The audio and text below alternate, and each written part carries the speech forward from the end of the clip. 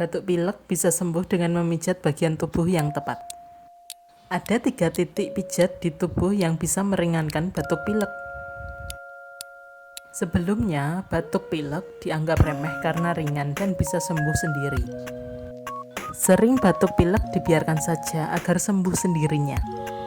Ada cara lebih baik untuk menyembuhkannya, yaitu dengan memijat. Titik pijat pertama adalah di antara kedua mata.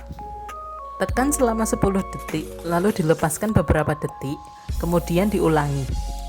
Kedua, titik pijat berada di pinggir lubang hidung kanan dan kiri. Dan yang ketiga berada di bagian bawah lubang hidung. Anda perlu mengulangi langkah memijat dan melepaskannya selama beberapa kali.